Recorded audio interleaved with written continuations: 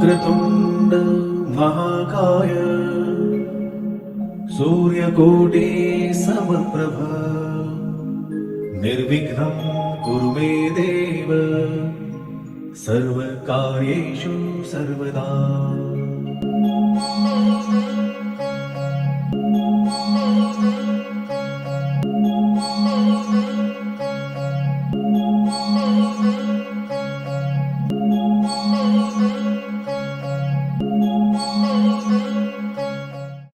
Durgesh bhai welcome. Thank you so very much sir. Doctor Sodhi sahab हमारे साथ Z blue वाले जितेंद्र भाई हैं, फिर सुरेश भाई पटेल है अपने नमस्ते सर। नमस्ते सर। फिर चैम्बर ऑफ कॉमर्स के प्रेसिडेंट दुर्गेश बुच हैं। नमस्कार दुर्गेश जी, नमस्ते। हाँ, फिर ये प्रतीक भाई पटेल हैं दिवसीय रियलिटी से। નિલેશ ભાઈ દુર્ગેશ ભાઈ હવે લોકો એવું વિચારતા હતા કે વે ફોરવર્ડ ગુજરાતની જે વાત છે, આપણા વડાપ્રધાન નરેન્દ્ર મોદી પણ એમણે હમણાં છેલ્લી જે ક્રાઇસિસમાં એમણે કહ્યું હતું કે ભાઈ હવે સમય એવો છે કે આપણે આત્મનિર્ભર બનવું એ સમયનો તકાદો છે। ગુજરાતના સંદર્ભમાં જોઈએ તો ગુજરાત જે છે એ ભારતનું ગ્રોથ એન્જિન છે, બરાબર છે। આ ગાંધી અને સરદાર પટેલનું ગુજરાત છે કે જેને મોરારજી દેસાઈથી માંડીને નરેન્દ્ર મોદી જેવા વડાપ્રધાન આપ્યા છે। સોઢી સાહેબ આપણી સાથે છે, એ કહેશે કે ત્રિભુવન કાકા અને વૈકુંઠલાલ મહેતા કે જેને સહકારી ક્ષેત્રનો પાયો નાખ્યો એ ગુજરાતની ભૂમિની જ દેન હતી। તો પુરુષોત્તમ માવલંકર જેવી વ્યક્તિ કે જેને સંસદીય મૂલ્યો જે છે એ પ્રસ્થાપિત કર્યા। તો સાથે આપણી પાસે બળવંતરાય મહેતા જેવી વ્યક્તિ પણ હતા કે જેને પંચાયતી રાજ્યના જેને આપણે પ્રણેતા કહી શકાય। અને આ એ ગુજરાત છે કે જ્યાં ગાંધી મૂલ્યો આજે પણ શાશ્વત છે। અને મોદી સાહેબ વાઇબ્રન્ટ ગુજરાતની શરૂઆત કરી હતી ત્યારે મને યાદ છે કે એમનું પહેલું વાક્ય હતું કે ગુજરાત જે છે એ ભારતનું ગ્રોથ એન્જિન છે, એટલે દેશનો વિકાસ થાય એનાથી ડબલ જીડીપી જો ગુજરાતનો હોય તો જ દેશનો જીડીપી જે છે એ મેન્ટેન થઈ શકે। આ પરિપ્રેક્ષ્યમાં ખાસ કરીને પોસ્ટ કોવિડ જે સમયગાળો છે એ સંદર્ભમાં આપણે સાચા અર્થમાં આત્મનિર્ભર કઈ રીતના થઈ શકીએ। દાખલા તરીકે દુર્ગેશભાઈ તમારી સાથે જ વાત કરું તો ગુજરાતની આવકના જે મુખ્ય સ્ત્રોત છે એ દાખલા તરીકે કેમિકલ ઇન્ડસ્ટ્રી છે, પેટ્રોકેમિકલ ઇન્ડસ્ટ્રી છે, એનર્જી સેગમેન્ટ છે કે જ્યાંથી સરકારને મેક્સિમમ આવક થાય છે, ફાર્માસ્યુટિકલ સેગમેન્ટ છે, બાયોટેક ઇન્ડસ્ટ્રીઝ છે, રિફાઇનરી છે, પોર્ટ છે, ડાયમંડ ઇન્ડસ્ટ્રી છે, ટેક્સટાઇલ છે। પણ કોવિડ 2019 ને કારણે જે સ્થિતિ થઈ છે એને કારણે તમને એવું લાગે છે કે આપણે નવા ક્ષેત્રો જે છે, દાખલા તરીકે વેલ્યુ એડેડ ફૂડ ઇન્ડસ્ટ્રીઝ છે કે એગ્રીકલ્ચર સેક્ટરમાં કંઈક નવું થઈ શકે, ડ્રીપ ઇરિગેશન થી માંડીને નવા પ્રયોગો થઈ શકે કે જેને કારણે ગુજરાત જે છે એનો વિકાસ જે છે થોડોક બમણો થઈ શકે। બે વાત છે અજયભાઈ જી। એક જે આપણે ડિપેન્ડન્ટ છીએ જ્યાં ઇમ્પોર્ટ ઉપર, જેમ તમે કહ્યું કેમિકલ, ફાર્મા, એ બધા સેક્ટરને નિગ્લેક્ટ કરવા જેવા નથી અને we should rather think about import substitution. અને એ સહેલું છે। અમે અહીંયા આગળ ઇન્ડસ્ટ્રીયાલિસ્ટો સાથે ચર્ચા કરીએ છીએ તો જો સરકારની ઈચ્છા શક્તિ મજબૂત હોય અને સરકાર જો ફેસિલિટેટ કરવા માંગતી હોય તો આપણે અત્યારે જે કેમિકલ ઇમ્પોર્ટ્સ, એસ્પેશિયલી ફાર્માસ્યુટિકલ અને કેમિકલ ઇન્ડસ્ટ્રીની જે ચાઇના ઉપર ડિપેન્ડન્ટ છીએ એમાં આપણે સેલ્ફ રિલાયન્ટ એટલે કે આત્મનિર્ભર થઈ શકીએ છીએ। રાઈટ। હવે રહી વાત બીજા સેક્ટરો ડેવલપ કરવાની, તો ગુજરાત પાસે પ્રિડોમિનન્ટલી એન્ટરપ્રિન્યોરશિપ નો પાયો ખૂબ જ મજબૂત છે। રાઈટ। એટલે અહીંયા કોઈ પણ ઇન્ડસ્ટ્રી ડેવલપ કરવી કમ્પેરેટિવલી ઇઝી છે। રાઈટ। કારણ કે જે એની પાછળનું જે માનસિક તાકાત જોઈએ અથવા તો જે સ્ટ્રેટેજીની એબિલિટીઝ જોઈએ આપણી પાસે છે।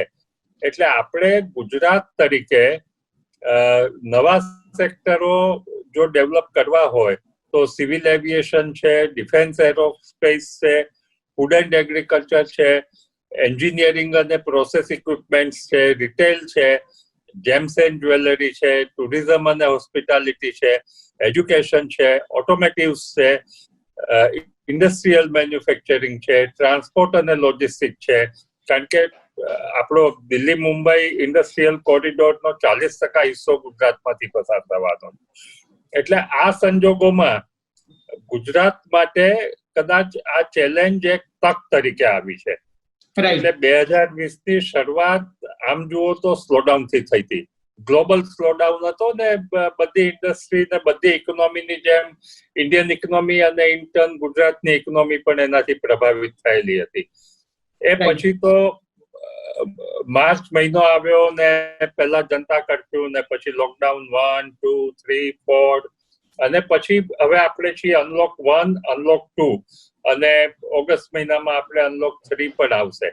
પણ એની વચ્ચે જે ઘટનાઓ ઘટી અજયભાઈ, ચાઇનીઝ ડિસ્ટર્બન્સ થયું ગલવાન ઘાટીમાં, કે નેપાલીઝે જે બોર્ડર બદલીને જે એક નવું સમીકરણ ઉભું કર્યું છે, એ એક પણ પાકિસ્તાનનો સેન્સરપાક તો ચાલુ જ છે. હા, એટલે આ મહત્વનું છે. અત્યારે આત્મનિર્ભર થવા માટે પ્રબળ રાજકીય શક્તિની સાથે સાથે ઝડપી નિર્ણય શક્તિ પણ જોઈશે. હવે આપણે ત્યાં આપણા પોલિટિકલ સેટઅપની એક ખામી જે મને ચેમ્બર તરીકે દેખાય છે એવી છે કે સામાન્ય રીતે લોકશાહીનો હું જે અર્થ નીકાળતો હતો હંમેશા, અથવા તો જે સમજો છું એવો હોય કે સરકાર પોતાનું મન, મગજ અને હૃદય વાપરે. રાઈટ. સરકારના આંખ, કાન, નાક અને મોં પ્રજા હોય કે ચેમ્બર કે અન્ય જે વેપારી એસોસિએશનો છે એ લોકો હોય કે પક્ષનું સંગઠન હોય કે વિરોધ પક્ષના સજેશનો, સલાહ કે વિરોધ હોય, આ સરકારનું આંખ, કાન, નાક અને મોંનું કામ કરવું જોઈએ. અને અધિકારીઓએ ફક્ત હાથ ને પગ એમને દોડવાનું છે, કામ કરવાનું છે. એને બદલે પરિસ્થિતિ અલગ નિર્માણ થઈ છે આપણે ત્યાં લોકશાહીમાં. અધિકારીઓનું જ મગજ વપરાય છે. અધિકારીઓ કે એટલી વાત સરકાર સુધી પહોંચે, પ્રજાની વાત સરકાર સુધી ઇફેક્ટિવલી નથી પહોંચતી. પહોંચે છે, નથી પહોંચતી એવું નથી, પણ એની સામે જ્યાં સુધી, એટલે આપણે બીજું એક રાજકીય ઈચ્છા શક્તિની સાથે સાથે એક મજબૂત પરિબળ ઉભું થયું, બ્યુરોક્રેટિક વિલ. એટલે જ્યાં સુધી બ્યુરોક્રેટિક વિલ અને પોલિટિકલ વિલ અલાઇન નહીં થાય ત્યાં સુધી આત્મનિર્ભર થવાની ઘટના ધીમી પડશે. એટલે સૌથી અગત્યની વાત જો મારા હિસાબે હોય તો બ્યુરોક્રેસી અને પોલિટિક્સ બંને એક જ દિશામાં વિચારે અને એક જ દિશામાં કામ કરે, હર્ડલ્સ ઉભા ના થાય. નિલેશભાઈ અહીંયા હાજર છે, બીજા ઇન્ડસ્ટ્રીયાલિસ્ટ મિત્રો પણ હશે. એટલે તમે જુઓ તો ફોર એક્ઝામ્પલ જીઆઈડીસી છે કે ગુજરાત પોલ્યુશન કંટ્રોલ બોર્ડ છે, એ બધા સાથે કામ કરતા, કરાવતા અને પાર પાડતા આંખે પાણી આવી જાય સાહેબ. અને જ્યાં સુધી આ પરિસ્થિતિ હોય ત્યાં સુધી આત્મનિર્ભર થવાની ગતિ ધીમી રહેશે એવું મારું અંગત માનવું છે. પણ એ સિવાય પણ આપણે શરૂઆત કરીએ તો ક્યાંય કશું અશક્ય નથી, અને ગુજરાત માટે તો નથી. પણ આજની તારીખનો પ્રોબ્લેમ તમે જુઓ તો લેબર. અત્યારે અનલોક 2 માં આપણે ઇન્ડસ્ટ્રીઓ ચાલુ થઈ ગઈ છે, થવા માંડી છે, પણ સામાન્ય રીતે ઇન્ડસ્ટ્રી 70% આજુબાજુના બ્રેક ઇવન પોઈન્ટ ઉપર કામ કરતી હોય. હવે ગુજરાતની જે ઇન્ડસ્ટ્રીઓ ચાલુ થઈ છે એનું સ્થાનિક લેબર પણ હજી હાજર નથી થયું, અને માઇગ્રેટેડ લેબરને સરકારે તમામ કક્ષાએ ફેસિલિટેટ કરી અને એમને માઇગ્રેશન કરાવી દીધું છે. એટલે મોટા ભાગની ઇન્ડસ્ટ્રીઓ 20 થી 50% વચ્ચેની લેબર ફોર્સ સાથે કામ કરી રહી છે. એટલે લેબર એફિશિયન્સી જો ઓછી થઈ જાય તો ઓબ્વિયસલી ઇન્ડસ્ટ્રી બ્રેક ઇવન પોઈન્ટની નીચે કામ કરે, એટલે લોસ લીડિંગ મુવમેન્ટ કરવી પડે. હવે આ પરિસ્થિતિમાંથી બહાર આવવા માટે reverse migration is the only key, અને આના માટે સરકારે કોન્ફિડન્સ બિલ્ડિંગ મેઝર્સ ઉભા કરવા પડશે.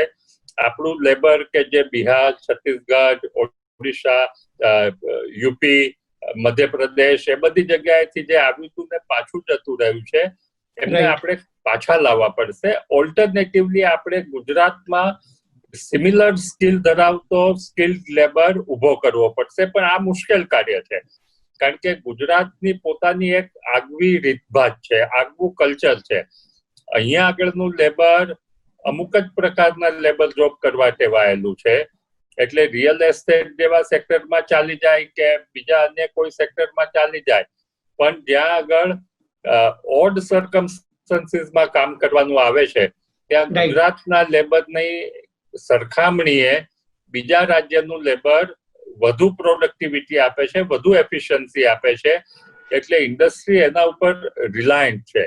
આપણે આમ જુઓ તો છેલ્લા કેટલાક સમયમાં આપણે be Indian, buy Indian, make in India, પછી આત્મનિર્ભર ભારત અને વોકલ ફોર લોકલ, આ સરકારે આપણને મિશન સ્ટેટમેન્ટ્સ કર્યા છે. હવે એ દિશામાં કામ કરવા માટે જો આપણે આગળ વધવું હોય તો એમાં એક બિગેસ્ટ હર્ડલ એવો છે કે આજની ટોપ પ્રાયોરિટી ગવર્મેન્ટની તમે જુઓ તો અનપ્રેસિડેન્ટેડ સ્પેન્ડિંગ હેલ્થ સેક્ટરમાં અને ડિફેન્સ સેક્ટરમાં, આ બે જગ્યાએ જરૂરિયાત ઊભી થયેલી છે. એટલે જ્યાં સુધી રિસોર્સિસ નું એલોકેશન લોપસાઇડેડ હોય અથવા તો tilted in favour of health અને ડિફેન્સ, તો આ બે ફિલ્ડ એવા છે કે જેમાં તાત્કાલિક અસરથી આત્મનિર્ભર થવા માટેનો પ્રયાસ કરવો જોઈએ. બાકીના ફિલ્ડમાં we will have to still wait. અત્યારે પણ જે ઇન્ડસ્ટ્રી છે એને સોફ્ટ ફંડિંગ નો પ્રોબ્લેમ છે, કારણ કે દરેક ઇન્ડસ્ટ્રી લિક્વિડિટી ક્રંચમાં છે. અને એ દિવસ દૂર નથી કે જ્યારે બેંકોના જ્યારે રિપોર્ટ્સ બહાર આવવા માંડશે ત્યારે નોન પરફોર્મિંગ એસેટ સાઇઝેબલી વધી ગઈ હશે. એટલે આ તકલીફમાં એક ઓર ઉમેરો કરવાની છે. એટલે આજે તમે જુઓ ફીચના રિપોર્ટ્સ ને બધામાં છે કે એનપીએ ખાસી વધારે આવવાની છે. હા, એટલે આ સંજોગોમાં અજયભાઈ થવાનું શું કે જ્યાં સુધી સોફ્ટ ફંડિંગ ફેસિલિટેટ નહીં કરાય ત્યાં સુધી આ વિશિયસ સાયકલ જે છે એમાંથી આપણે બહાર નહીં નીકળી શકીએ.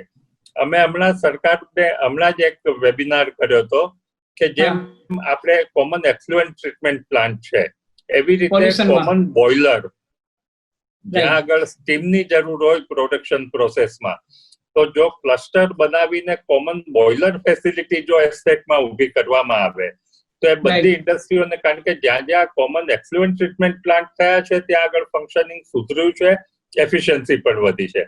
પણ આની સાથે સાથે બીજો એક વિકટ પ્રશ્ન છે સ્પેન્ડિંગ પાવરનો. પરચેઝિંગ પાવર નાના માણસના હાથમાં, કે જે આપણા દેશની મોટાભાગની વસ્તી છે એને જ્યાં સુધી પરચેઝિંગ પાવર નહીં આપીએ ત્યાં સુધી ઇકોનોમીને પણ વાઇબ્રન્સી મોડમાં આવવામાં તકલીફ પડવાની છે. એટલે પરચેઝિંગ પાવર નાના માણસ સુધી પહોંચાડવો હોય તો government will have to move away from charity or subsidies અને એકચ્યુઅલ કામ એટલે ઇન્ફ્રાસ્ટ્રક્ચર ક્ષેત્રે મસીવ ડેવલપમેન્ટ કરવું જોઈએ. એમજી નરેગા યોજનામાં મેક્સિમમ લોકોના હાથમાં પૈસા જાય, કેશ ડોલ મેક્સિમમ લોકોના હાથમાં જાય, ઇન્ફ્રાસ્ટ્રક્ચરના મોટા પાયે કામ ગવર્મેન્ટ ઉપાડી લે. અને આ સિવાય એક રહી ગયું છે એગ્રીકલ્ચર સેક્ટર. એગ્રીકલ્ચરમાં આપણી પાસે સોઢી સાહેબ છે જે એગ્રીકલ્ચર, એનિમલ હસબન્ડરી, ખાસ કરીને તો સોઢી સાહેબ તમારી પાસેથી એ જાણવું છે. દુર્ગેશભાઈ, હું ફરી પાછો તમારી પાસે આવીશ because this is going to be a panel discussion. પણ સોઢી સાહેબ, first of all I want to learn as a student of management also કે કોવિડની મહામારી વચ્ચે આખી આ મિલ્કની જે સપ્લાય ચેઇન મેનેજમેન્ટ જાળવવાનું જે કામ હતું, how difficult it was and how you could achieve it. અને બીજું કે ભારત જેવો દેશ કે જે અબજોનો ડોલરનો માલ આયાત કરે છે એ દેશ ખરેખર સાચા અર્થમાં આત્મનિર્ભર કઈ રીતના બની શકે? Because you had given a fight during RCEP also. So please share that experience also in brief. धन्यवाद अजय जी.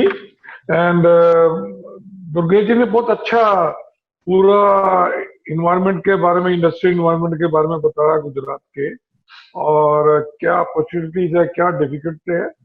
तो मेरा जो प्रक्षेप रहेगा रूरल गुजरात रहेगा, क्योंकि हम तो रूरल गुजरात में, फिर हाँ कस्टमर्स अर्बन गुजरात या पूरे इंडिया में है, पर हमारा जो मेन जो हमारी टोटल सप्लाई चेन है उसका जो 50% एरिया है वो तो रूरल गुजरात है. पहले मैं आपको आंसर दूंगा जो आपने पहला बताया बिफोर कि मैं आत्मनिर्भरता की बात करूं, जो आपने बोला कोविड के दौरान हमारी जो सप्लाई चेन के बारे में. जस्ट ऐसे देखिए, जब हम सप्लाई चेन की बात करते हैं तो जब भी लोग सोचते हैं किसी भी प्रोडक्ट की सप्लाई चेन होती है फैक्ट्री से लेके दुकानदार या कस्टमर तक, राइट, कि लोगों को फूड प्रोवाइड करना, लोगों को जीवन उपयोगी चीजें, दवाइयाँ, मेडिसिन वगैरह वगैरह करने का. पर देखिए जो हमारी दूध की सप्लाई चेन है, इसके दो मेन मुद्दे हैं। एक तरफ तो देखिए कि इंडिया के 1 बिलियन से ज्यादा लोगों को दूध और दूध की पैदाइश घर पे लॉकडाउन में प्रोवाइड करना। दूसरा ये था कि जो 36 लाख परिवार मेनली गुजरात में है, वो अपनी सोर्स ऑफ लाइवलीहुड ही दूध था। तो हमको ये लाइवलीहुड 24/7 24 इसलिए नहीं रखनी थी कि चलिए लोगों को खाना मिले, दूध मिले, और आसो जो लोग इस पे डिपेंडेंट है, सोर्स ऑफ लाइवलीहुड, उनको भी रोजगार मिले। तो और देखिए ये लॉकडाउन डिक्लेयर हुआ हमारे लिए कि हमको बाहर नहीं जाना, या ह्यूमन बींग्स के लिए, और गाय भैंस लॉकडाउन नहीं मानती, वो दूध देना बंद नहीं करेंगे, वो दिन में 2 बार दूध देगी ही देगी, और 2 बार आपको दूध कलेक्ट करके उसको ट्रांसपोर्ट करके प्रोसेस करके मार्केट में जाना पड़ेगा, क्योंकि जो दूध की टोटल सप्लाई चेन होती है उसमें 24 आवर्स की होती है, कोई स्टॉक नहीं होता। अब ये नहीं कह सकते चलो 2 दिन हम दूध मार्केट में नहीं जाए, कलेक्ट नहीं करेंगे तो अगले दिन नहीं, जहां आपने दूध की मार्केटिंग बंद की वहां आपको दूध का कलेक्शन बंद करना पड़ेगा। तो ये बहुत फॉर्चुनेट थे कि जब 24 मार्च की रात को ऑलरेडी आदरणीय प्रधानमंत्री ने बोला कि दूध या खाना असेंशियल प्रोडक्ट में है, उसी रात मिनिस्ट्री ऑफ होम अफेयर्स का भी नोटिफिकेशन आ गया कि हाँ दूध एग्जेम्प्टेड है। और हमने पहले से 10-12 दिन पहले से तैयारी करके रखी थी कि डिक्लेयर होगा, क्या एक्शन लेने हैं। तो सबसे पहले तो मैं क्योंकि पैनिक बाइंग स्टार्ट होगी, तो हमको न्यूज आने शुरू होगी, तो मैंने खुद में जाके मेरी वाइफ ने 8:30 बजे बोला जाइए आप भी थोड़ा पनीर, चीज, बटर ले आइए, दूध ले आइए, दही लीजिए, पता नहीं दुकानें कल बंद हो। तो मैं भी जब अमूल पार्लर मेरे घर से 5 मिनट दूर है, मैं जब खरीदने गया तो मैंने देखा मेरे से पहले बहुत लोग खड़े हैं और बेचारे खाली हाथ जा रहे हैं। मुझे सिर्फ 2 पैकेट 100 ग्राम मक्खन के और 2 पैकेट 200 ग्राम दही के और एक अमूल कुकी का पैकेट मिला, और कुछ नहीं खरीदने को मिला। रियली? तो मैंने सोचा ये मेरा हाल है तो ये पूरे भारत में लोग पैनिक बाइंग करेंगे। अमूल पार्लर में माल खत्म हो गया तो बाकी जगह क्या? तो सबसे इस दौरान काफी मीडिया वालों ने भी फोन करने शुरू, आपके यहाँ से भी निविशी का फोन आ रहा है कि क्या होगा, दूध मिलेगा कि नहीं मिलेगा कल है। तो सबसे पहले हमने क्या किया, लोगों को भरोसा देने के लिए उसी रात 9:30 बजे मैंने एक वीडियो अपनी वाइफ को बोला खींचो, और लोगों को एश्योरेंस दिया कि दूध का संकलन और प्रोक्योरमेंट भी होगा, दूध के बजाय रेगुलर मिलेंगे, और ये एग्जेम्प्टेड कैटेगरी, आप बिल्कुल चिंता न कीजिए।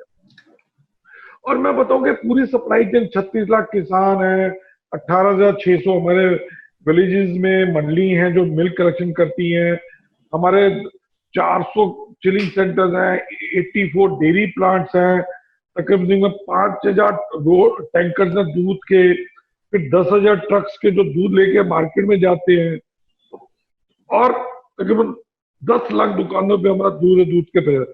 ये पूरी सप्लाई चेन अनलिमिटेड चलती रही। नो डाउट हमारे लोगों ने तो काम किया, पर मैं चाहूंगा कि एडमिनिस्ट्रेशन ने बहुत हेल्प किया।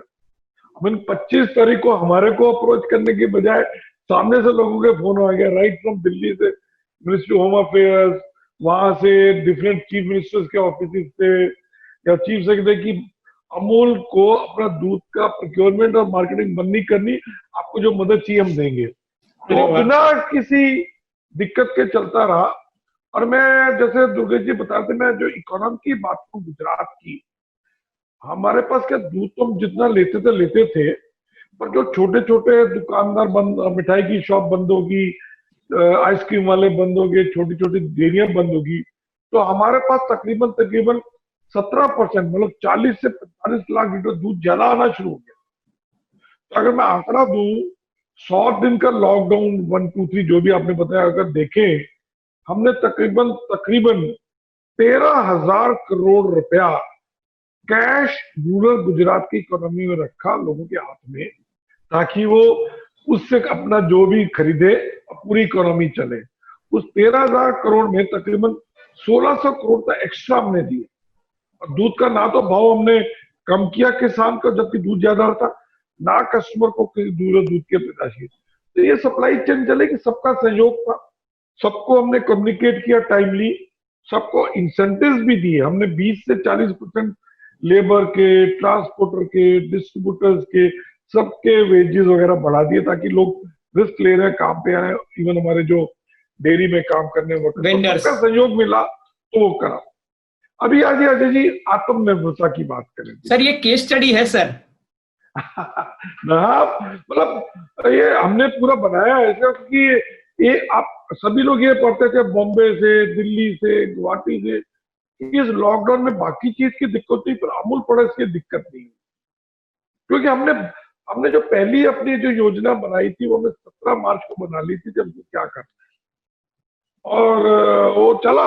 जैसे ही लॉकडाउन निकले हमको ऑन करना पड़ा, वो चला बिना किसी दिक्कत के चला, और मेनली बिकॉज अमूल फूड में आता है। और इसीलिए अभी जस्ट शॉर्ट में आत्मनिर्भरता की बात करें, देखिए जब आदरणीय प्रधानमंत्री जी ने 12 मई को बोला कि आत्मनिर्भरता की, तो कुछ लोग हंसे, लोगों ने मजाक भी उड़ाया, अरे भैया हम एनर्जी में कैसे आत्मनिर्भर बन सकते हैं, मिनरल्स में लाखों करोड़ों रुपए का इंपोर्ट करते हैं, एनर्जी और मिनरल्स, इलेक्ट्रॉनिक्स और इलेक्ट्रिकल आइटम लाखों करे, और तो जो फूड में एडिबल ऑयल 75,000 करोड़ का करते हैं, तो हम इसमें आत्मनिर्भर कैसे बन सकते हैं? वोकल फॉर लोकल बोल रहे हैं, यहाँ भारत में जाओ तो सिर्फ फूड के अलावा हर इंडस्ट्री में भारत की ब्रांड नंबर 1 है। जब इलेक्ट्रॉनिक्स लीजिए, टीवी, फ्रिज, इलेक्ट्रिकल लीजिए, तो देखिए हमने, अगर आपको एग्जांपल दूं, और उसका जो एग्जांपल का टॉर्च बेरर है वो दूध और मिल्क है। मिड 70s भारत एक मिल्क डेफिसिट कंट्री थी। जैसे हम एडिबल पे हम इंपोर्ट्स पे डिपेंडेंट थे, 74-75 तक की बात कर रहा हूं मैं। भारत में पॉपुलेशन बढ़ती जा रही थी, दूध का प्रोडक्शन बढ़ता नहीं था, तकरीबन 20-21 मिलियन मीट्रिक टन था, और पर कैपिटा अवेलेबिलिटी थी सिर्फ 110 मिलीग्राम। हमारा दूध का उत्पादन यूएसए का 1/3 था और यूरोप का 1/8 था 75 तक। उस वक्त भारत के किसानों ने, पॉलिसी मेकर्स ने और पॉलिटिकल लीडरशिप, जैसे कि अभी हमारे पॉलिटिकल लीडरशिप ने डिसाइड किया कि हमको दूध में आत्मनिर्भर बनना है। उसके लिए उन्होंने क्या, तो पहले तो देखिए कि कॉन्फिडेंस लेना था कि हम कर सकते हैं, हमको करना है। उस वक्त 75 में ऑलरेडी गुजरात का ये जो अमूल मॉडल था ऑलरेडी गुजरात में रेप्लिकेट होना शुरू हो गया था, और गुजरात के बाकी जिलों में उसका बहुत सक्सेसफुल आउटकम आ रही थी। तो एक मॉडल था, एक भरोसा था, और एक पॉलिसी मेकर्स की और पॉलिटिकल लीडरशिप की लॉन्ग टर्म प्लानिंग हो गई कि हमको ये करना है, और उसी हिसाब से पॉलिसीज बनी। ऑपरेशन 1, 2, 3 ऑपरेशन फ्लड रेवोल्यूशन हुआ, ऑपरेशन व्हाइट रेवोल्यूशन जो किया 1950 से लेके 1950, 20 साल लगे। देखिए आप आत्मनिर्भर में 1 साल, 2 साल, 3 साल में नहीं बन सकते। Long term policies, long term, तो उस वक्त डिसाइड किया, इन्वेस्टमेंट्स किए गए, फार्मर्स को इंपोर्ट के लिए प्रोटेक्ट करना पड़ा, ये ड्यूटीज बढ़ानी पड़ी, और फार्मर्स को अच्छा प्राइस मिला, कस्टमर को अच्छा किया। और 1995 जब व्हाइट रेवोल्यूशन खत्म की, हम सिर्फ आत्मनिर्भर दूध में ही नहीं बने, हम विश्व में नंबर 1 हो गए। आज हम देखिए 190 मिलियन मेट्रिक टन कर रहे हैं, 1975 में सिर्फ 21 कर रहे थे, 9 टाइम बढ़ गया। उस वक्त यूएसए से हम 1/3 था, यूएसए से हमारा प्रोडक्शन डबल हो गया, यूरोप से 1/8 थे, आज हम यूरोप से 25% ज्यादा। Per capita availability in spite of population multiplying में 2.5 टाइम्स, पर कैपिटा अवेलेबिलिटी 110 ग्राम थी, आज 400 ग्राम की है। तो मेरा कहने का मतलब है कि देखिए आत्मनिर्भर भारत क्यों नहीं बन सकता? हमारे पास स्किल है, रिसोर्सेज है, और आजकल वेरी स्टेबल पॉलिटिकल लीडरशिप भी है। अगर हम किसी भी चीज में, चाहे एनर्जी की बात करें, हम सोचते नहीं बन सकते। मैं आपको देखिए उसमें गुजरात का एग्जांपल देता हूँ। एनर्जी हम इतना क्रूड करते हैं, आनंद ने एक कोऑपरेटिव बनाया सोलर का, उसमें किसान अपने जो खेत होते हैं उसके किनारों पर उन्होंने पैनल लगाए, और उससे जो इलेक्ट्रिसिटी पाता है, और उससे वो अपना ट्यूबवेल तो चला ही रहे हैं, एक्स्ट्रा पावर दे रहे हैं ग्रिड में, उसी इनकम एक किसान की तकरीबन 2 से 3 हजार रुपए इनकम। ऐसे ही गोबर गैस में एनर्जी पैदा करने का भी चल पड़ा है। तो अगर हम सोचे तो इसमें भी हम कर सकते हैं। एडिबल ऑयल में देखिए टिल मिड 90s हम सेल्फ सफिशिएंट थे, पर कंज्यूमर लॉ भी हैवी हुआ, हमने चीप जीरो ड्यूटी पे इंपोर्ट शुरू कर दिया और हम 70% इंपोर्ट डिपेंडेंट हो गए। पर अभी पिछले 4-5 साल से भारत सरकार ने उस पर भी ड्यूटीज बढ़ाई तो वो बढ़ सकता है। तो मैं ये कह सकता हूँ कि अगर पॉलिसी मेकर्स और political leadership long term decide करे तो भारत के पास देखिए 1.35 बिलियन लोग हैं ना, और वो स्किल वो बहुत बड़ी एसेट है। हमारा वेदर, हमारा जो रिसोर्सेज है बहुत बड़ी एसेट है। तो हम चाहें तो किसी भी चीज में बन सकते हैं, पर हमको इसके लिए डिसाइड, बाकी मैं लेटर ऑन एंटर करूंगा आपके जो वोकल फॉर लोकल ग्लोबल के लिए, और बाकी जो किस एरिया में हम कैसे आत्मनिर्भरता रूरल गुजरात में कैसे, तो मैं लेटर आपको एंट्री करूंगा बाकी लोगों को। बिल्कुल बिल्कुल बिल्कुल। थैंक यू वेरी मच सोडी साहब फॉर योर इनिशियल रिमार्क्स। आपने सही बताया कि अगर if there is a will there is a way, and I am confident that you know we can do it. आपके पीछे कुरियन साहब की तस्वीर मुझे दिख रही है और मुझे लगता है कि he is a real torch bearer जो लीडिंग फ्रॉम फ्रंट करते थे। तो सर अपने साथ जेड ब्लू के जीतू भाई चौहान भी है, और जैसा कि हम सब जानते हैं मोदी जी की जो ड्रेसिंग के लिए ये जानते हैं जीतू भाई। हाँ जी, यस हाँ यस जीतू भाई हैं। जीतू भाई आपसे 2 सवाल है। मोदी जी ने सबसे पहले कहा था कि you know farm to fashion જે 5F નો જે ફંડા આપ્યો તો એમને કે ભાઈ farm to fibre, fibre to factory અને ફેક્ટરી ટુ ફેશન અને ફેશન ટુ ફોરેન, એને તમે સાચા અર્થમાં આત્મસાત કર્યો અને અમદાવાદ જેવા શહેરમાંથી એક બ્રાન્ડ એવી ઊભી થઈ શકે કે જે ગ્લોબલ લેવલને ટક્કર આપી શકે। અત્યારે આપની ઘણી વખત તમને પણ લાગતું હશે કે તમારી કોમ્પિટિશન જે છે એ સ્નેપડીલ ને એમેઝોન ને આ બધા સાથે થતી હશે। દુર્ગેશભાઈની વાત હું સાંભળી રહ્યો હતો કે આપણી જે પ્રોડક્ટિવિટી જે છે એ પ્રોડક્ટિવિટીના ઘણા બધા પ્રોબ્લેમ્સ થઈ રહ્યા છે।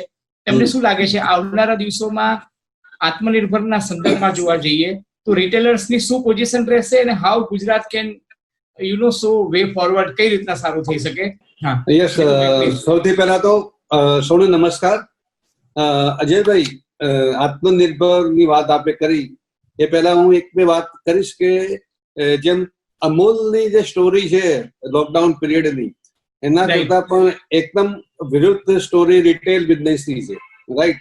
જે એમણે જે કર્યું બધું સાંભળ્યું આપણે, એનાથી વિરુદ્ધ સ્ટોરી છે।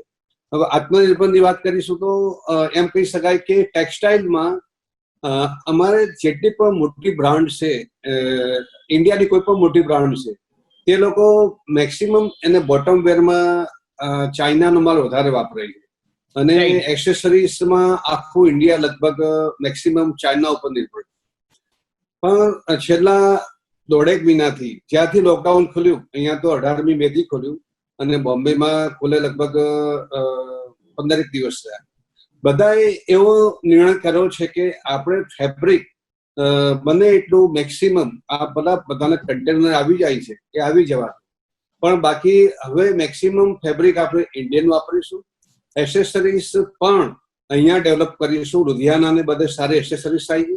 મેઇન ચાઇનાથી અમારે ટેક્સટાઇલમાં ને રેડીમેડમાં વિન્ટર વેર ને વિન્ટર જેકેટ ને બધું બહુ આવતું હતું અને એના માટે દરેક બ્રાન્ડ ચાઇના ઉપર જ ભરોસો રાખતી હતી, કારણ કે એની ક્વોલિટી અને પ્રાઇસ અહીંયા મેચ થાય નહીં। પરંતુ અમારે એસોસિએશનમાં વાત થાય કે દરેક જણે નક્કી કર્યું કે આપણે લુધિયાના છે, ત્રિશુર છે, ત્યાં આગળ હોજિયરીના બિઝનેસ બહુ સારા થઈ રહ્યા છે, ત્યાં ડેવલપ કરાવીશું આપણે અને મેક્સિમમ માલ આપણે અહીં જ બને એવું નક્કી કરી રહ્યા છીએ। અને આપને તો જણાવું કે રિટેલ ઇન્ડસ્ટ્રીમાં છેલ્લા લગભગ જ્યારથી ઓપનિંગ થયું ત્યારથી ઘણો ડાઉનફ્લો આવ્યો છે, પણ દરેક જણને એક જ આશા છે કે આવનારા 3-4 મહિનામાં પરિસ્થિતિ ખૂબ થાળે પડવી જોઈએ। અને જેમ હું માનું છું કે આપણા ગુજરાતમાં રાજકોટ છે કે જામનગર છે, ત્યાં સારી સારી મોટી મોટી ગાડીઓના પાર્ટ્સ બને છે અને પછી અહીંથી ઇમ્પોર્ટ થાય છે। તો અમે લોકોએ એવું પણ વિચાર્યું કે ચાઇનામાંથી જ્યારે બધા જ દેશો હવે બેન કરી રહ્યા છે તો અમારી પણ પોતાની ફેક્ટરી છે। વી આર ઓલ્સો પ્લાનિંગ કે અમે પોતે અત્યાર સુધી એક્સપોર્ટ નહોતા કરતા, પણ હવે એટલું ચોક્કસ કરી શકીએ કે આપણને બેનિફિટ થશે તો આપણે પોતે એક્સપોર્ટ કરીને આપણો બિઝનેસ વધારી શકીએ। તો નરેન્દ્રભાઈનો જે આત્મનિર્ભરનો વિચાર છે એમાં અમને લાગે છે કે અમારા રિટેલ ઇન્ડસ્ટ્રી માટે તો ખૂબ જ સરસ છે. અજયભાઈ, આટલું કહી શકું. ચોક્કસ ચોક્કસ ચોક્કસ. આપણી સાથે રિયલ એસ્ટેટના પ્રતિનિધિ તરીકે પ્રતિકભાઈ છે. પ્રતિકભાઈ, શું લાગે છે રિયલ એસ્ટેટનું ભાવિ અને કોવિડને પગલે શું રિયલ એસ્ટેટમાં કોઈ બદલાવ આવશે? કયું સેગમેન્ટ વધારે ચાલશે? અફોર્ડેબલ ચાલશે વધારે કે હાઈ એન્ડ ચાલશે? કરેક્શન આવશે? શું થશે? નમસ્કાર. સૌથી પહેલા આપ સૌ મહાનુભાવો મારા કરતા વિશેષ અને અનુભવી છો, પણ આજે અજયભાઈ તમે મને જે તક આપી રિયલ એસ્ટેટ માટે, તો રિયલ એસ્ટેટ સંદર્ભે એવું કહી શકું છું કે રિયલ એસ્ટેટમાં ખૂબ જ ઉજળી તકો છે, ખાસ કરીને ઇન્વેસ્ટર માટે. જેમ ઇન્વેસ્ટરો શેર માર્કેટ અને ગોલ્ડ ને બધામાં જ્યાં રિસ્ક થોડું વધારે છે, એની જગ્યાએ રિયલ એસ્ટેટમાં પોતાની પ્રોપર્ટી અને ઇન્વેસ્ટમેન્ટ પોતાના હાથમાં છે, એટલે રિયલ એસ્ટેટની તકો ખૂબ જ ઉજળી છે. જે તમે ખાસ વાત કરી કે ભાઈ કયું સેગમેન્ટ ચાલશે, સેગમેન્ટની અંદર એફોર્ડેબલ સેગમેન્ટ એટલે ખાસ ચાલશે કારણ કે પ્રધાનમંત્રીનું જે વિઝન છે 2022 સુધી સૌને ઘર મળવું જોઈએ, એ અંતર્ગત ઘરનું ઘર, દરેકને ઘરનું ઘર મળવું જોઈએ, તે અંતર્ગત 2,67,000ની સબસિડી પણ સરકાર આપી રહી છે. અને એ જ્યાં સુધી ચાલુ હશે અથવા એ સ્કીમ જ્યાં સુધી હશે ત્યાં સુધી રિયલ એસ્ટેટ સેક્ટરની અંદર એફોર્ડેબલ સેગમેન્ટ ખૂબ સારી રીતે ચાલશે, એવું મારું ક્લિયર છે. અને સરકારમાંથી કોઈ તકલીફ નથી આવતી? દાખલા તરીકે દુર્ગેશભાઈ જે વાત કરતા હતા, અને હું પોતે પણ પત્રકાર તરીકે જોઈ રહ્યો છું કે બ્યુરોક્રેટિક જે છે એ ઇન્ટરવેન્શન એટલું બધું હોય છે કે જેને કારણે ઘણા બધા કામો પોલિસી પેરેલાઇઝ જોવા મળે છે. તમને લાગે છે પ્રધાનમંત્રી યોજનામાં પેમેન્ટ ને બધું રેગ્યુલર થઈ રહ્યું છે? પેમેન્ટ ને બધું રેગ્યુલર થઈ રહ્યું છે. ખરેખર જો સરકારની વાત કરીએ તો એક તો રેરા, રિયલ એસ્ટેટ માટે રેરાની અંદર એ લોકો એટલા બધા નવા નિયમો મૂકી રહ્યા છે જેની જાણ એપ્લિકેબલ કેમનું કરવું એ લોકોને ખ્યાલ નથી હોતો. ઘણી મારી લેખિતની રજૂઆતો છે, પેનલ્ટી કઈ રીતે કરવી, શું કરવી, એનું કોઈ મુખ્ય માળખું તૈયાર નથી અને બસ એપ્લિકેબલ કરાવી દેવાનું, જેનાથી રિયલ એસ્ટેટ લોકોને ઘણો તકલીફ પડે છે. એ બાબતે સરકારમાં મેં રૂબરૂ રજૂઆત મારા મિત્રો સાથે કરેલી છે રિયલ એસ્ટેટ. પણ રેરાને વાત કરતા તમને લાગે છે કે અફોર્ડેબલ સેગમેન્ટ જે છે એ બહુ સારું છે? જી, મારી પોતાની એફોર્ડેબલ સ્કીમ અત્યારે વટવાની અંદર ચાલી રહી છે, જેમાં 800 ફ્લેટની સ્કીમ છે અને રથયાત્રા પછી કદાચ બુકિંગ જે લોકોને અમારા ગ્રુપમાં મળ્યું છે બધા એફોર્ડેબલ વાળા દરેક લોકોને બુકિંગ્સ મળ્યા છે. અને એની સામે જે લક્ઝરિયસ અથવા બંગલાની વાત છે તો ત્યાં બુકિંગ થોડું ઓછું છે. એટલે રિયલ એસ્ટેટમાં બે ભાગ થાય છે, લક્ઝરિયસ ને થોડુંક ઓછું મળે છે, જ્યારે એફોર્ડેબલ રૂટીન પકડાઈ રહ્યું છે અને ચાલુ છે. 1-2 મહિનાની અંદર જેમ જૂનું રૂટીન હતું એમ નવું રૂટીન પણ આવી જશે. સરસ સરસ. તો શક્તિ ગ્રુપ વધુ શક્તિશાળી બને એવી ભગવાનને પ્રાર્થના કરીએ. હા, doctor Rafiq, welcome. Thank you. નમસ્કાર. નમસ્કાર નમસ્કાર.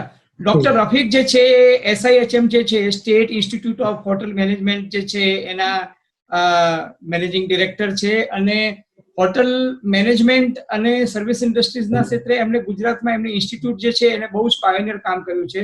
સિદ્ધપુરમાં એમની ઇન્સ્ટિટ્યૂટ છે અને વર્લ્ડ ક્લાસ ઇન્સ્ટિટ્યૂટ બનાવવાની એમની નેમ છે. તો doctor Nasir Rafiq, I wanted to ask you કે હોટલ મેનેજમેન્ટ અને સર્વિસ ઇન્ડસ્ટ્રીઝનું ભાવિ તમને કેવું લાગે છે પોસ્ટ કોવિડ, અને આ ક્ષેત્રમાં વિદ્યાર્થીઓને કારકિર્દીમાં ખરેખર કેવી તકો છે અને આપણી ઇન્સ્ટિટ્યૂટ કેવી તકો આપી રહી છે? I think post-COVID, the biggest loss has been in the tourism and the service sector, but it will be the first one to bounce back. Okay, one, you require manpower to run the hospitality and tourism sector.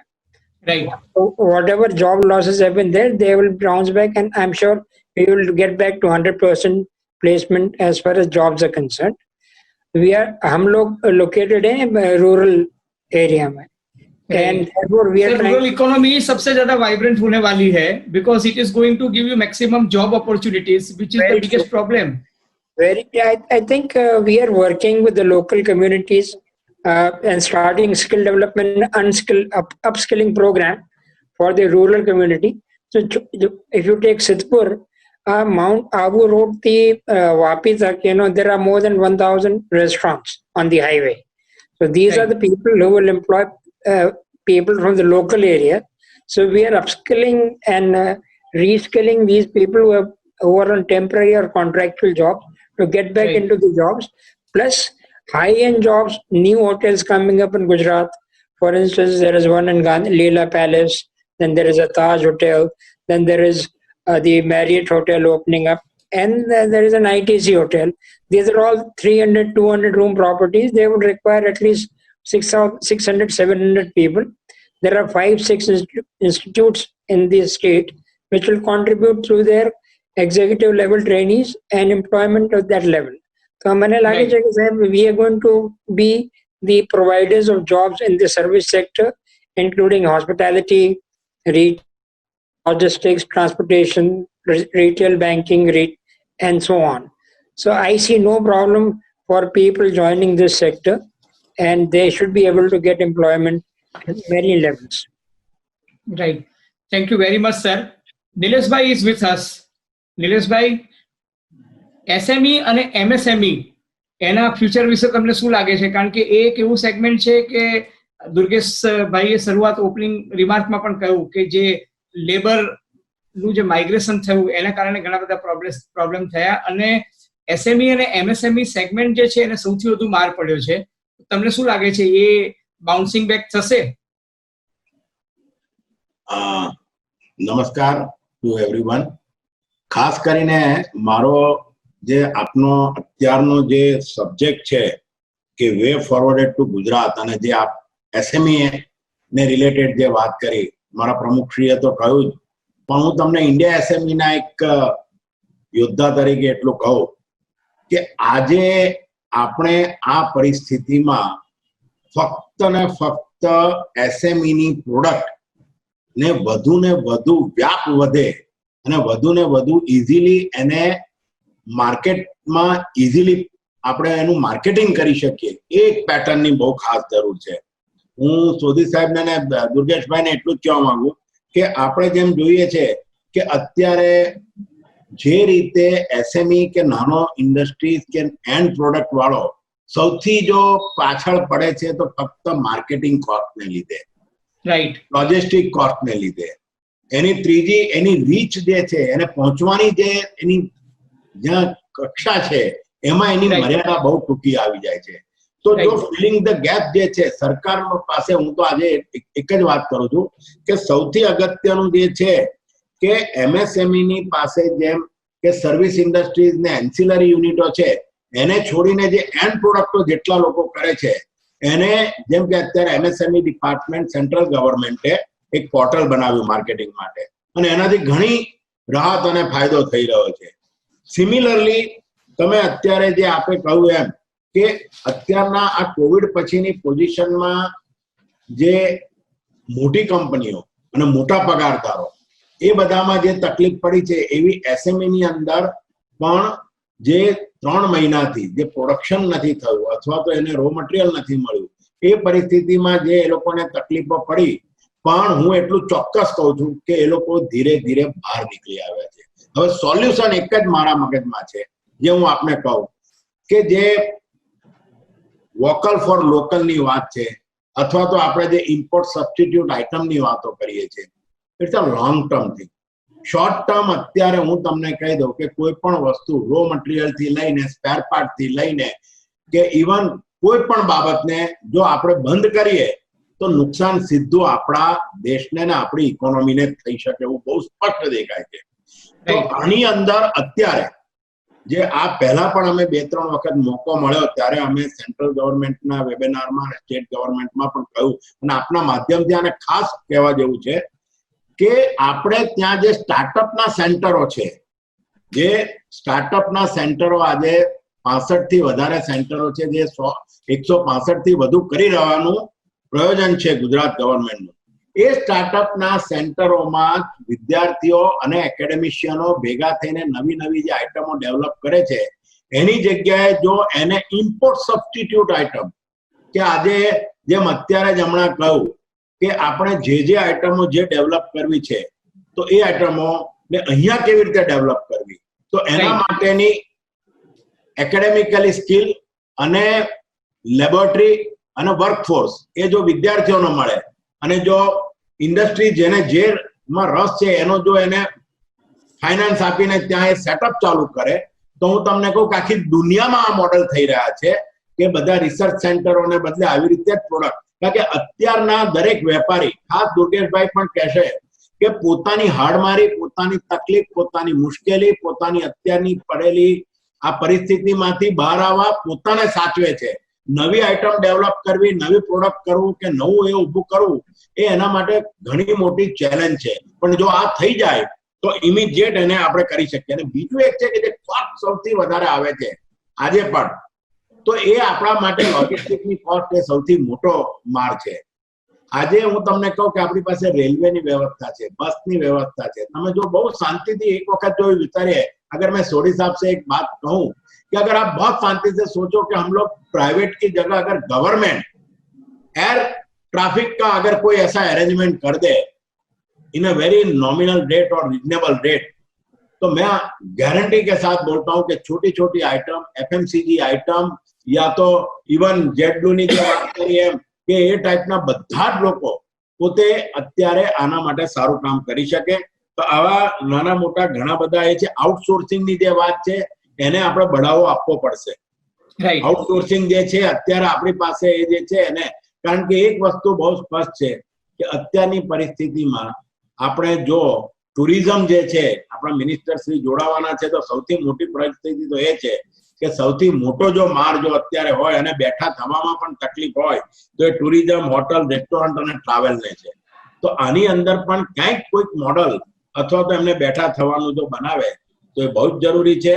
અને એક જ વાત છે કે જેટલામાં જેટલી આપણે આત્મનિર્ભરતાની જે વાત કરીએ છીએ એના કરતા આપણું મોડલ બદલવાની જે વાત છે કે જેમ કે ઉબેર આવ્યું, જેમ કે આપણી પાસે અત્યારે ઓલા આવ્યું, જેમ કે ફ્લિપકાર્ટ ને જે આખી પેટર્ન બદલી, એમ એમએસએમઈ ની પ્રોડક્ટને વેચાણ કરવા માટે માર્કેટિંગ એક જ આપો. જો માર્કેટિંગ મળી ગયું તો હું આપને કહું છું કે આપણા દેશનો વેપારી ક્યાંય પાછો પડવાનો નથી. એને તકલીફ ફક્ત માર્કેટિંગ અને એની જ પડે છે. બહુ સાચી વાત છે.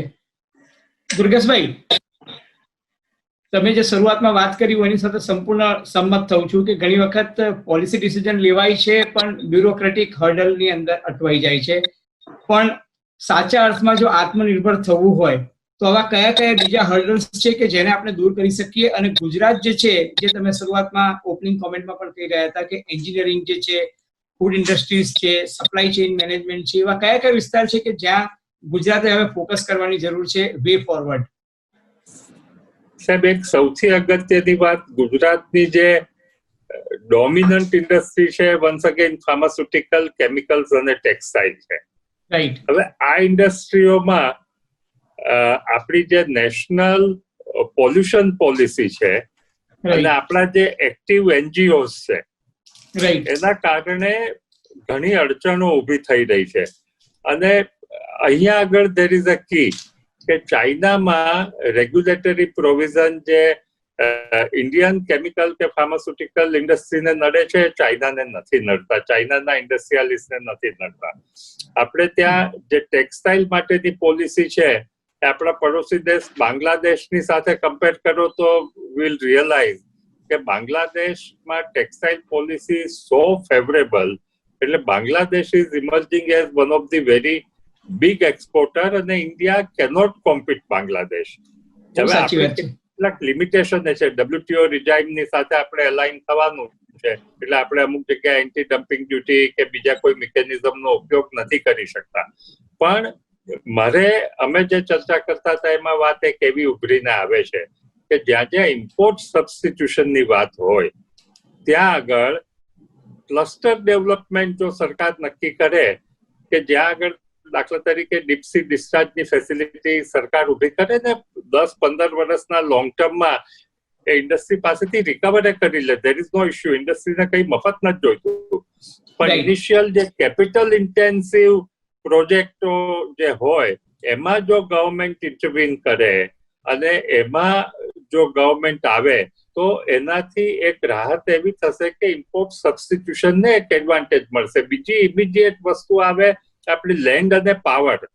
તો લેન્ડ તો હું અંગત રીતે એવું માનું છું કે સરકારે નોમિનલ લીઝ ઉપર લેન્ડ, એટલે જીઆઈડીસી એની લેન્ડ પોલિસી બદલવાની જરૂર છે.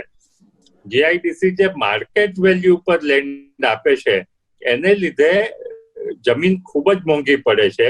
એ જ રીતે આપણે ત્યાં પાવર પણ અતિશય મોંઘો છે. બહુ સાચી એટલે વાત ત્યાં છે. ઇમ્પોર્ટ સબસ્ટિટ્યુશન કરવાનું હોય ત્યાં આગળ આ લેન્ડ કોસ્ટ છે અને આ પાવર કોસ્ટ છે, ઇમ્પોર્ટ સબસ્ટિટ્યુશન થઈ શકે એવું નથી. એટલે Right. જો ઇમ્પોર્ટ સબસ્ટિટ્યુશન આપણે ગોતતા હોઈએ તો આપણે આપણા ઇન્ડસ્ટ્રીયાલિસ્ટોને આપણે જમીન મફત અથવા તો ઓછામાં ઓછા દરે ભવિષ્યમાં જયારે ઇન્ડસ્ટ્રી પગભર થાય ત્યારે એમની પાસેથી એ પૈસા વસૂલી શકાય એવું કોઈ ડિફર્ડ પેમેન્ટનું મોડ્યુલ બનાવીને કે 5 કે 7 વર્ષનો મોરેટોરિયમ આપીને કે એવું કંઈક પ્લાનિંગ થઈ શકે. કરી શકે. ઇવેન્ચ્યુઅલી નંબરની ગેમ છે.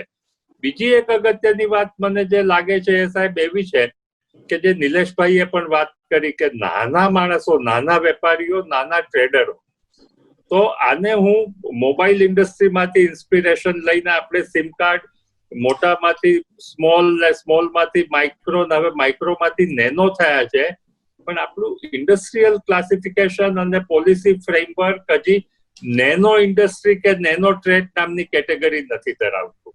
જે આપણે સૌથી વધુ ફોકસ કરવાની જરૂર છે.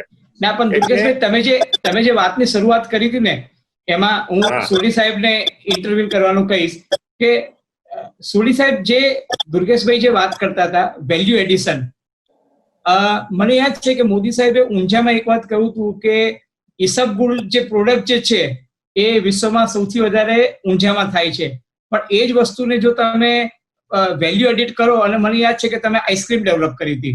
અત્યારે કોરોનાના ટાઈમમાં તમે મિલ્ક એવું ડેવલપ કર્યું છે કે જેની અંદર તમે હળદર નાખો અને હળદર વાળું દૂધ પી લો તો માણસ જે છે, એવી કઈ પ્રોડક્ટ જે છે કોરોનાને આપત્તિને અવસરમાં પલટાવવા માટે તમે કરી અને એનાથી જે ફૂડનું જે વેલ્યુ એડિશન થયું એ કઈ વસ્તુ થઈ. Durgeshbhai, I want you to conclude the session because minister is not with us. ખાસ કરીને સોઢી સાહેબ અને પછી જીતુભાઈને મારો એક સવાલ છે, then I want you to conclude the session, દુર્ગેશભાઈ. પણ અજયભાઈ પહેલા 1 minute if you can allow me. Please. હા, એગ્રીકલ્ચર સેક્ટર ઉપર વેલ્યુ એડિશન નો ટ્રીમેન્ડસ સ્કોપ છે. એક્ઝેક્ટલી, મને એવું લાગે છે કે એ નીડ ઓફ ધ અવર છે. હા, અને એમાં એક સિમ્પલ વસ્તુ કે પેરિશેબલ નેચરનું જે પ્રોડ્યુસ પેદા થાય છે એ આપણે ગુજરાતથી પંજાબ પણ નથી પહોંચાડી શકતા કારણ કે એની લાઈફ ઓછી છે.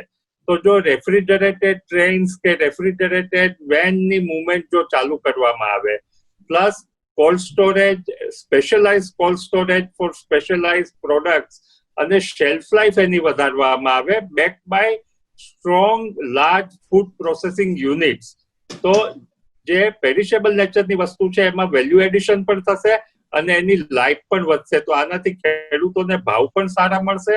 એટલે આ એગ્રીકલ્ચર સેક્ટરમાં જ્યાં સુધી આપણે, કારણ કે એગ્રીકલ્ચરમાં આપણે ઓલરેડી આત્મનિર્ભર છીએ, એટલે હવે આપણે એમાં નેક્સ્ટ લેવલે પહોંચવાની જરૂર છે. અને agriculture can be the biggest contributor to the dream of $5 trillion economy, કારણ કે એમાં વેલ્યુ એડિશન નો સ્કોપ ટ્રીમેન્ડસ છે. આપણે જાણીએ છીએ કે આપણે બટેટા શું ભાવે હોલસેલ માર્કેટમાંથી લઈએ છીએ અને આપણને ચિપ્સ શું ભાવે મળે છે ફેન્સી પેકમાં. એક્ઝેક્ટલી આખી ગેમ સપ્લાય ચેઇન મેનેજમેન્ટની છે. This should be explored. હવે I maybe would be happy to listen to the views of Sodhi Sahib also. Sodhi સાહેબ, જે દુર્ગેશભાઈ કહે છે, I will just give U an example કે પોટેટો જે છે કે સાહેબ ડીસાના એરિયામાં પોટેટો જે છે એને કોલ્ડ સ્ટોરેજની વ્યવસ્થા નથી હોતી, તો બિચારા ખેડૂતોને એટ ટાઈમ છે ને પોટેટોસ ફેંકી દેવા પડે છે. મહુવા અને કડી અને કલોલ વિસ્તારમાં ડુંગળીનું ઉત્પાદન એક તબક્કે તમને ₹100 કિલો પણ ડુંગળી નથી મળતી, અને એવી સ્થિતિ આવે છે કે જ્યારે તમારે ખેડૂતોને ડુંગળી ફેંકી દેવી પડે છે ગામની બહાર જઈને. Same thing happens with tomato, with garlic and other things. મને યાદ છે કે આપણે એવી વાત થઈ હતી કે કોલ્ડ સ્ટોરેજ નો એક આખો કન્સેપ્ટ ડેવલપ કરવો જોઈએ જેથી સપ્લાય ચેઇન મેનેજમેન્ટ સરખું થાય અને એમાં વેલ્યુ એડિશન કઈ રીતના થાય. જેમ ઓનિયનની પેસ્ટ બનાવવામાં આવે છે, you people have, Amul has done lot of things, you know, why don't you share your experience with that? Ajay ji, I think मैं जो दुर्गेश जी ने बोला और नीलेश जी ने भी बोला ना कि जैसे उन्होंने बोला एसएमई की प्रॉब्लम है, मार्केटिंग की है छोटे, और मैं इसको थोड़ा पहले लूंगा और फिर इसको मैं जो आपने फूड में वैल्यू एडिशन किया, देखिए प्रॉब्लम दूध में भी जो प्रॉब्लम अमूल स्टार्ट हुआ, प्रॉब्लम मार्केटिंग की थी. रीजन की स्मॉल प्रोड्यूसर थे और आप में एसएमई है. यहाँ पे क्या कि marketing individual small producer SME नहीं कर सकते. Right. What is required is aggregation of the produce. Aggregate, छोटे लोगों को एग्रीगेट करके अपना ब्रांड बना के उसका मार्केटिंग का नेटवर्क खड़ा करके उसका ब्रांड बना के बेचने की जरूरत है. और काफी कंट्रीज में एसएमई एग्रीगेट होते हैं. अब इंडिविजुअल करना है तो कुछ नहीं करते. अगर इंडिविजुअल डोंगरी वाला या कोई ये दूध वाला अगर खुद करना चाहे नहीं कर सकते. सही बात है. अच्छा, अभी देखिए, इसको मैं पहले आऊंगा vocal for local, local to global. जैसे नीलेश जी ने सही बोला कि अगर आप किसी कंट्री का रॉ मटेरियल का या पार्ट्स का या ये करके आप बैन कर देंगे या डिस्करेज करके आप लोकल ब्रांड्स को प्रमोट नहीं कर सकते. कि कोई भी कस्टमर अगर कोई प्रोडक्ट लेता है, ठीक है, आजकल हमारी पेट्रोटिक फीलिंग है कि मैं लोकल ब्रांड लूंगा, मैं चाइनीज ब्रांड लूंगा, ये लूंगा. मैं मानता हूँ, उसको अप्रिशिएट भी करता हूँ. पर अल्टीमेटली प्रोडक्ट को अगर रियली मार्केट में अपना ब्रांड बनाना है, शेयर लेना है, तो उसका तीन पैरामीटर्स पे खड़ा उतरना पड़ेगा. एक तो देखिए उसकी क्वालिटी, राइट. एक उसकी टेक्नोलॉजी, राइट. एक उसकी अफोर्डेबिलिटी हैज टू मैच, या जो अभी मैं ब्रांड इंपोर्ट उससे ऊपर आना चाहिए. तो हमारे आदरणीय प्रधानमंत्री ये नहीं बोला कि आप बिल्कुल खत्म कर दो. उन्होंने लोकल ब्रांड को चैलेंज दिया कि आपको क्वालिटी में, टेक्नोलॉजी में और अफोर्डेबिलिटी में ये इंपोर्टेड ब्रांड के आगे लड़ना पड़ेगा. और देखिए, आप ग्लोबल ब्रांड तब तक नहीं बन सकते जबकि आप डोमेस्टिक मार्केट में मार्केट लीडर नहीं है. आप सोचे मैं इलेक्ट्रॉनिक्स, इलेक्ट्रिकल, अपैरल वर्ल्ड में एक्सपोर्ट करूंगा. अगर आप लोकल मार्केट में ही, डोमेस्टिक मार्केट में नहीं आपकी लीडरशिप, तो बाहर का आप सोच ही नहीं सकते. Very true. उसके लिए आपको अगर स्मॉल प्रोड्यूसर है तो एग्रीगेट होना पड़ेगा. अभी let us come to the agriculture sector या डेयरी सेक्टर. क्या लोकल अपॉर्चुनिटीज है और कैसे उसको ज्यादा एक्सप्लॉइट करें. आपने पोटैटो की बात की, डीसा में लोग हैं. अभी ऑलरेडी देखिए, हमारे को पता, डीसा में हमारा जो नॉर्थ गुजरात में हमारा बनासकांठा यूनियन है, तो उनके पास ये फार्मर्स की प्रॉब्लम आई. हमने पिछले 1 साल से पायलट कर रहे थे कि पोटैटो में वैल्यू एड करके बेचा जाए. क्योंकि वैल्यू एडिशन क्या है, आपने मैकिन्स है कि आप उसको वेरियस पोटैटो बेस्ड प्रोडक्ट बनाइए, उसको फ्रीज कीजिए और पूरे भारत में और वर्ल्ड में एक्सपोर्ट कीजिए. और हमको उसको बहुत अच्छी सक्सेस मिली. रीजन की आज इंडिया में अगर फ्रोजन प्रोडक्ट का डिस्ट्रीब्यूशन हाईवे अगर नंबर 1 पे हो तो अमूल के पास है. 365 दिन है और भारत के कोने कोने में है. अब सिलचर बोलिए, जोराट बोलिए, जैसलमेर बोलिए, लेह लद्दाख बोलिए, श्रीनगर बोलिए और नीचे आपका केरला बोलिए, हमारे पास 10 लाख दुकानों पे पहुंचने का फ्रोजन डिस्ट्रीब्यूशन हाईवे है, किसी के पास नहीं. तो हमने वो एक्सपेरिमेंट किया, बहुत अच्छा चला. Even we could not fulfil the demand क्योंकि हम थर्ड पार्टी से बनवा रहे थे. अभी हमने एक नया बनासकांठा तकरीबन 150-200 करोड़ का इन्वेस्टमेंट का पोटैटो वैल्यू एडिशन का प्लांट लगा रहे हैं और मार्केटिंग अमूल ब्रांड की है. ऐसे ही दूसरे, अभी देखिए, मैं आपको डेयरी में खाली रूरल गुजरात के लिए अपॉर्चुनिटी है, अर्बन गुजरात के लिए भी. मैं आपको देखिए, डेयरी में अगर देखा जाए, इस वक्त हम ऑर्गेनाइज सेक्टर में 2 करोड़ लीटर दूध रोज हम प्रोक्योर करके, प्रोसेस करके पूरे भारतवर्ष में बेचते हैं. और उसमें तकरीबन देखिए, हमारा जैसे मैंने को रोज का 130 करोड़ या तकरीबन इस साल 50,000 करोड़ रुपए गांव में जाएगा. अभी जो भारत सरकार ने ये स्टिमुलस अनाउंस किया कि जिसमें 15,000 करोड़ रुपया डेयरी इंफ्रास्ट्रक्चर फंड बनाया गया, डेयरी प्रोसेसिंग फैसिलिटी, तो गुजरात में हमारा अगले 5 साल में 2 करोड़ से 3.5 करोड़ लीटर पर डे की प्रोसेसिंग कैपेसिटी होगी, 1.5 करोड़ लीटर की एक्स्ट्रा. उससे तकरीबन गांव में 6 लाख जॉब क्रिएट होंगे. 6 लाख मतलब 30 करोड़ लोगों को लाइवलीहुड मिलेगी, एक परिवार में 5 लोग. तो ये तो गांव में जो लोग किसान दूध का उत्पादन करेंगे. इसके साथ जो शहरों में हमारी जो सप्लाई चेन है, चाहे वो रिटेलिंग में है, चाहे वो प्रोसेसिंग में है, चाहे लॉजिस्टिक में वो है। इसके अलावा देखिए, जो मैं आपको बताना चाहता हूँ, अर्बन गुजरात या एसएमई के लिए क्या अपॉर्चुनिटी है। डेयरी सेक्टर में सबसे ज्यादा अपॉर्चुनिटी है आजकल। जैसे घरों में रेफ्रिजरेटर होते हैं ना, गांव में उनको हर आदमी को मिल्किंग मशीन चाहिए, सही वो बात भी है। गुजरात में नहीं बनती, या छोटे लेवल पे वो टेक्नोलॉजी है। एसएमई आपके लोग, हम देखिए लाखों में खरीदेंगे, हजारों करोड़ की मार्केट है मिल्किंग मशीन। अभी हम जो ले रहे हैं 50,000 की है, उसमें होता क्या, नथिंग, एक वैक्यूम पंप होता है और एक उसमें सकिंग। अब उसको अगर आप 15-20 हजार की प्रोवाइड करें, जैसे रेफ्रिजरेटर एसी पहले महंगे होते तो लोग नहीं, अगर आप 15-20 हजार रुपए की मिल्किंग मशीन बना के दे आपके एसएमपी, तो गुजरात में लाखों बिक जाए। इसी तरह से टेस्टिंग मशीन है, एडल्ट्रेशन चेक करनी, वो भी अभी इंपोर्टेड है।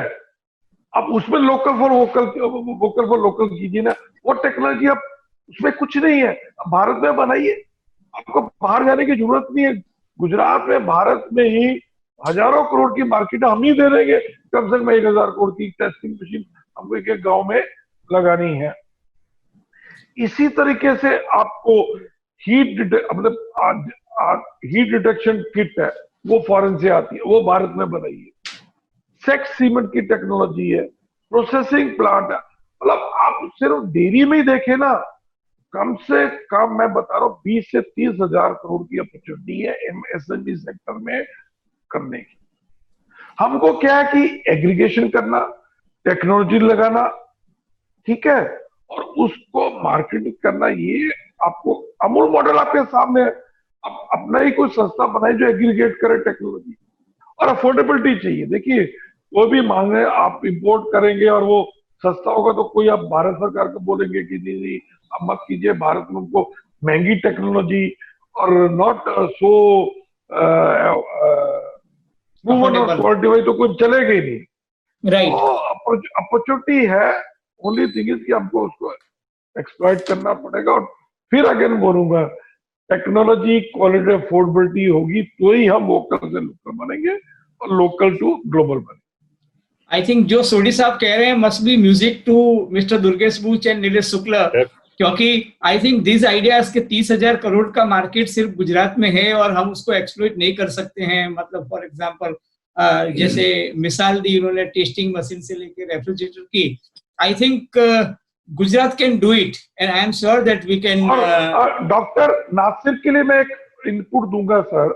नासिर साहब, आपके लिए इनपुट है। हाँ, देखिए, अभी ये जो होटल स्टे लोगों का, बड़े होटलों में जाने से 2-3 साल नहीं, अभी सबसे ज्यादा जो अपॉर्चुनिटी है गुजरात में रूरल स्टे की। स्पेशली गांव में जाके लोग देखना चाहते हैं, लोग कैसे दूध की मंडी बनती है, लोग कैसे गांव में दूध का प्रोडक्शन करते हैं। और हम अगर थोड़ा रूरल स्टे और थोड़ा रूरल टूरिज्म, और टूरिज्म में आप सर्किट में मंडी बनाए, डेयरी, आपके नॉर्थ गुजरात में अच्छी अच्छी वर्ल्ड क्लास डेयरीज है, उसको इंक्लूड करेंगे टूरिस्ट सर्किट में, तो डेफिनेटली पूरे वर्ल्ड से टूरिस्ट आएंगे यहाँ। We are doing the spice route, and we'll also use the dairy route, milk machine, right from Ahmedabad to Sidhpur, Mehsana, Unja, and other places. And we are also doing North Gujarat circuit in the sense that we have a place where we are providing a contactless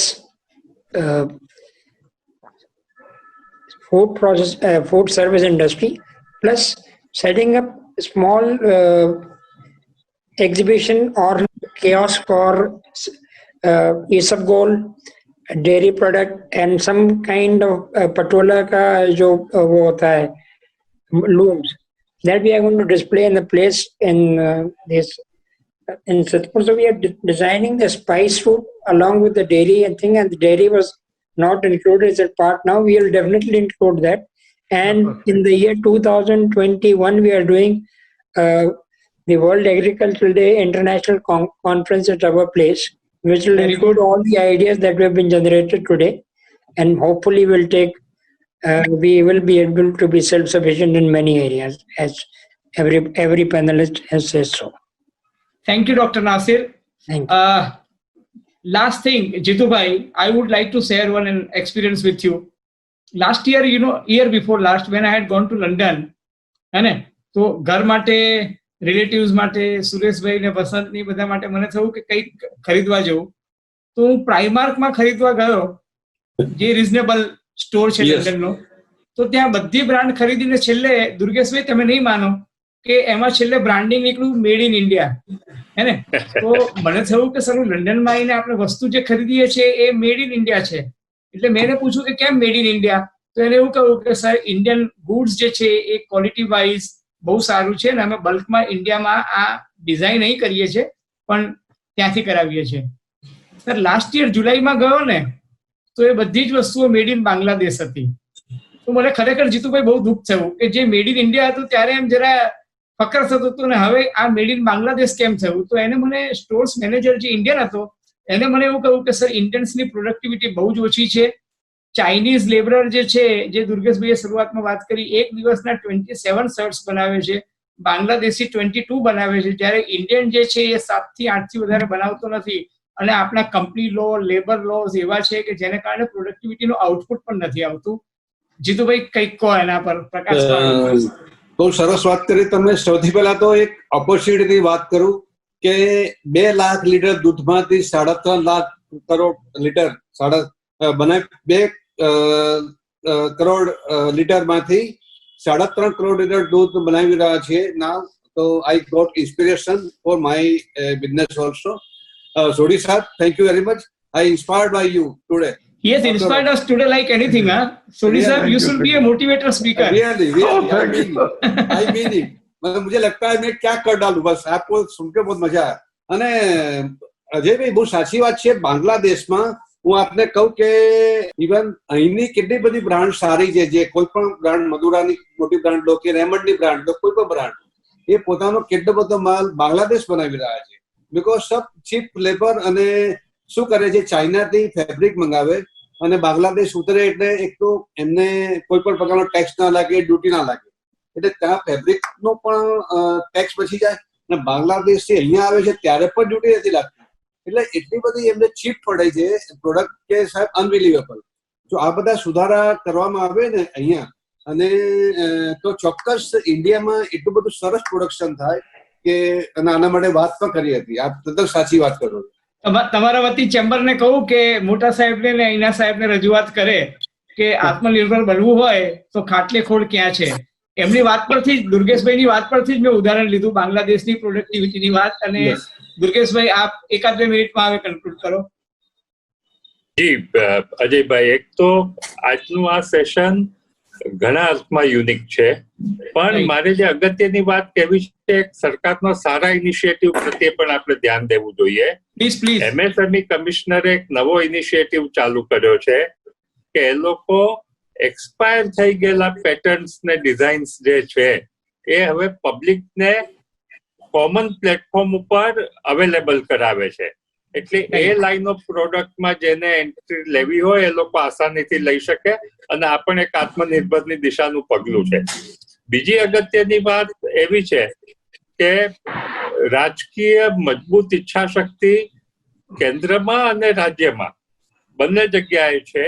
એટલે આજે જે પરિસ્થિતિ અને જે ફ્લેક્સિબિલિટીથી પોલિસીમાં ફેરફાર આવી રહ્યા છે એ અભૂતપૂર્વ અને પ્રશંસનીય છે. એટલે જે નેવિગેશન થઈ રહ્યું છે ઇકોનોમીનું, એ છેલ્લા 5 વર્ષથી જ આપણને જોવા મળી રહ્યું છે કે એક પોલિસી ડિસિઝન લેવાય અને પછી એમાં જો કોઈ ફેરફાર કરવો જરૂરી લાગે તો એ નેવિગેટ પણ થાય અને એમાં ફેરફારો પણ સમયાનુસાર કરે. તો આ પણ એક બીજી અગત્યની બાબત છે. ત્રીજી બાબત, જે ઘણા આંકડાવિદો જે પહેલા માર્ચ મહિનામાં પ્રોજેક્શન મૂકતા હતા કે કોરોનાને કારણે ઇન્ડિયન ઇકોનોમીમાં કેટલો સ્ટ્રેસ આવશે ને કેટલી ડાઉન થશે, કે ગુજરાતની ઇકોનોમીમાં કેટલો સ્ટ્રેસ આવશે ને કેટલી ડાઉન થશે, કે આપણા સૌના સદનસીબે રાજ્ય સરકાર અને કેન્દ્ર સરકારના સમયસરના પગલાઓને લીધે જે સ્ટ્રેસ આવવો જોઈતો હતો, કે જેટલી ઇકોનોમી ડાઉન થવી જોઈતી હતી એટલી થઈ નથી. એટલે એ ખૂબ જ સારી વાત છે કે આપણે હવે જ્યાંથી શરૂ કરવાનું છે અને આત્મનિર્ભરના મિશન સુધી કે $5 ટ્રિલિયન ની ઇકોનોમી ને એમાં $1.5 ટ્રિલિયન ગુજરાતનો હિસ્સો, એ મિશન સાથે કામ કરવામાં આપણને પ્લેટફોર્મ ઊંચું મળ્યું છે. એટલે આપણે આગળથી શરૂઆત કરવાની છે, એટલે એક એડવાન્ટેજ થવાનો છે.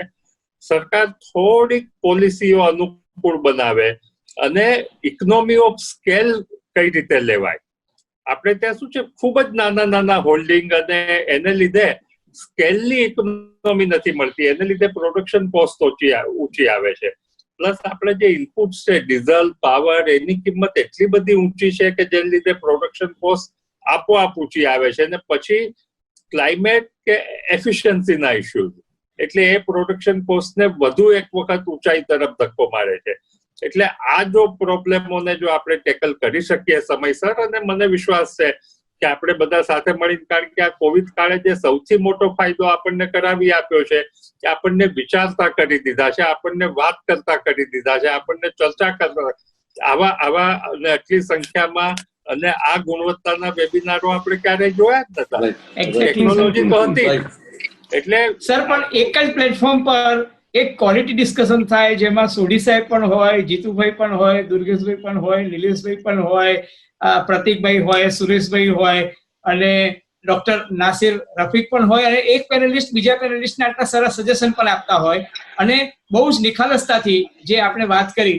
પણ તમે જે ઇકોનોમિક સ્કેલની વાત કરીને, આપણે ઘણી વખત સરકારની ટીકા કરવાનું કામ બહુ સહેલું છે, પણ તમે જુઓ કે તમારે 5 કિલો અનાજ ગરીબ, દલિત અને જેને 2% ખાવાના સાસા છે એને 5 કિલો અનાજ દર મહિને મળે, એનું પણ ધ્યાન રાખવાનું છે, અને ઇકોનોમીને 5 ટ્રિલિયન સુધી પણ પહોંચાડવાની છે.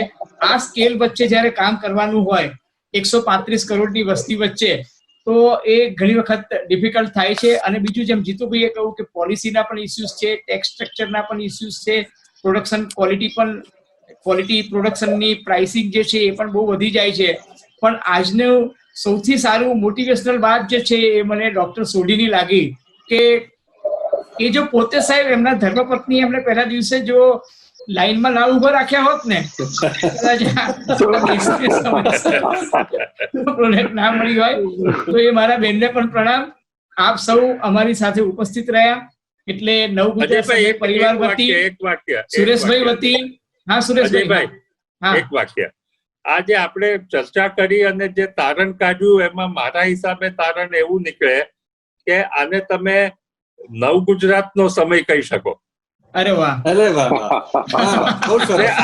આ જે આવનારા દિવસો છે એનો જે સમય છે એ સમય નવ ગુજરાતનો હશે. એટલું I just wanted to tell you this. Thank પણ યુ આપ સર. સૌનો સહકાર છે એટલે નવ ગુજરાતનો સમય આવશે જ. ચાલુ થઈ ગયો છે સાહેબ. યસ સુરેશભાઈ. સર, જે સોઢી સાહેબે કહ્યું ને, ટેકનોલોજીને અડોપ્ટ કરવામાં અમે લોકો વી વર ધ ફર્સ્ટ, અને today we are number 2 on digital platform. I C. જ્યારે અને સાહેબ ફટાફટ ન્યૂઝની વાત કરો. ફટાફટ ન્યૂઝ જે આપીએ છીએ આપણે, ફટાફટ ન્યૂઝ જે અમે આપીએ છીએ, 1.5 મિનિટની અંદર ફટાફટ ન્યૂઝ અમે આપી દઈએ છીએ. એકદમ ક્વોલિટી સ્ટ્રેટ ફોરવર્ડ ન્યૂઝ અત્યારે એની સૌથી વધુ ડિમાન્ડ છે. એનીવે, સુરેશભાઈ અને નવ ગુજરાત સમય પરિવાર વતી આપ સૌનો આભાર.